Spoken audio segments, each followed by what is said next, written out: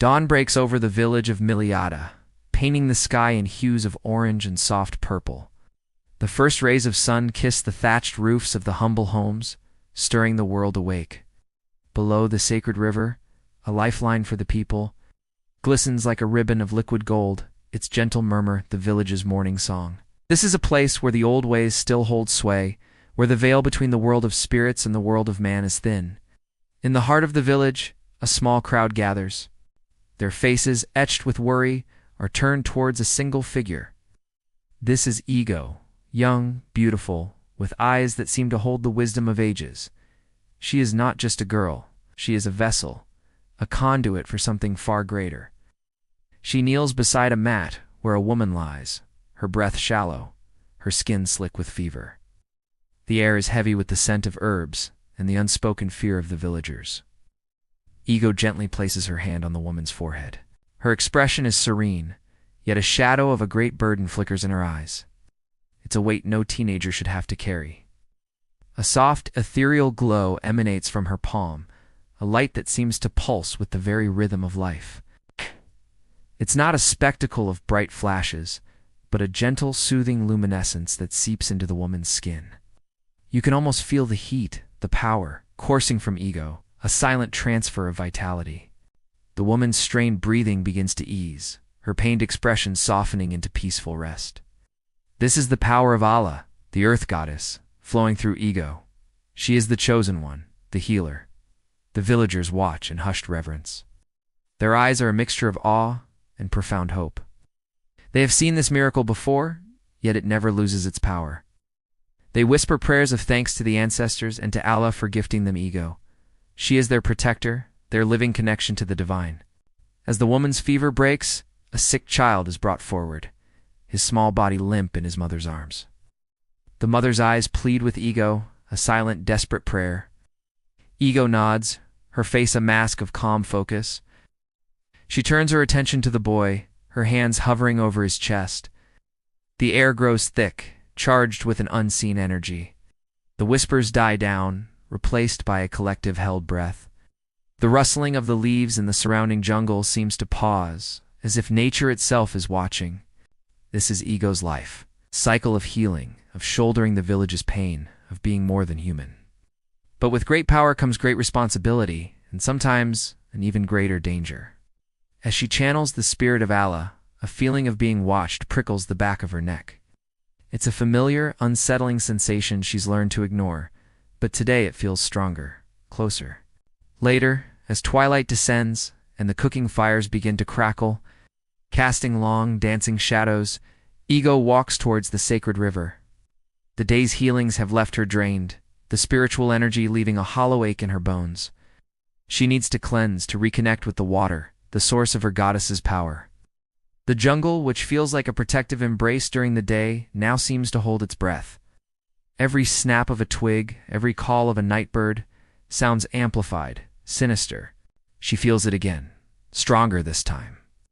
The distinct feeling of eyes on her, a cold, calculating presence that doesn't belong.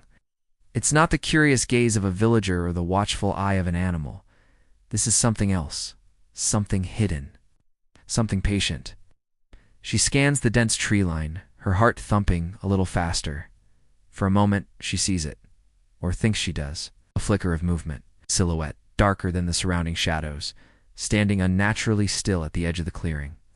It's just for a second. A tall, lean figure, gone as quickly as it appeared, melting back into the jungle as if it were never there. A shiver, cold and sharp, runs down her spine. It's not fear of the dark, or of the spirits of the forest she knows so well. This is a fear of the unknown. Who was that? What did they want? The reverence of the villagers feels warm, safe. This gaze felt like a predator watching its prey. Days turn into a week. The incident at the river is a persistent, nagging thought in the back of Ego's mind. She tries to dismiss it as a trick of the fading light, an overactive imagination tired from the day's spiritual work. But the feeling of being watched lingers, an invisible weight added to the burden she already carries. One afternoon, the village elder, Mazio Koro, summons her to his hut. His face, a roadmap of wrinkles and wisdom, is more serious than usual. He speaks of an ancient prophecy, a story passed down through generations, whispered only among the elders.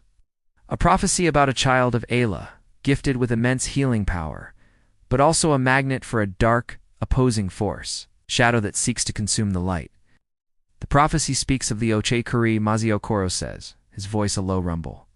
The darkness, a being that feeds on spiritual energy, drawn to great power like a moth to a flame. It is said that when a healer's light shines brightest, the Ochichiri awakens from its slumber. His words hang in the air, heavy and foreboding. Ego's blood runs cold. The figure at the river, the feeling of being watched. Was this the Ochichiri? Is this prophecy about her? Is the stories she'd grown up with, once myths to lull children to sleep, suddenly felt terrifyingly real? That night, a storm rolls in, not of rain and thunder, but of panic. A sudden, inexplicable sickness sweeps through the village. It's not a normal fever or ailment. People collapse, their energy draining away, as if being siphoned by an unseen parasite. It's a spiritual plague and it's spreading fast. Ego rushes from hut to hut, her hands glowing, pushing her power to its limits. But it's like trying to fill a bucket with a hole in it. For every person she momentarily revitalizes, 2 more fall ill. The energy she pours into them fades almost instantly. She feels a pull, a drain on her own life force, far greater than anything she has ever experienced. In the middle of the chaos, as she kneels over a gasping elder, she feels that cold presence again. But this time it's not distant. It's here, in the village, all around her. As she looks up, her eyes wide with a dawning horror. The shadows between the huts seem to writhe and stretch, coalescing. She can feel it feeding on the fear, on the sickness, on the very life force of her people, and it's feeding on her. She is the epicenter. The sickness, the drain, it's all because of her. The prophecy is true. Her light, her gift, has not just healed her village, it has drawn a monster to it. The protector has become the beacon for the destroyer. The weight of this realization is crushing. Every person suffering, every pained gasp, is her fault. The power she once saw as a blessing from the goddess Ala now feels like a curse. The serene healer is gone, replaced by a terrified young woman facing a faceless enemy that her powers are not just failing to stop, but are actively attracting. The hunter has found its prey, and it has cornered her in her own home, using her own people as its cage. The mystery is no longer who is watching, but how to fight a shadow that feeds on her very essence. Thank you so much for watching. The story of Ego is just beginning. If you're as captivated as I am and want to see how she confronts this darkness, make sure you hit that subscribe button and turn on notifications. We're just getting started. Don't forget to leave a comment below with your theories about the Ochichiri. See you in the next video.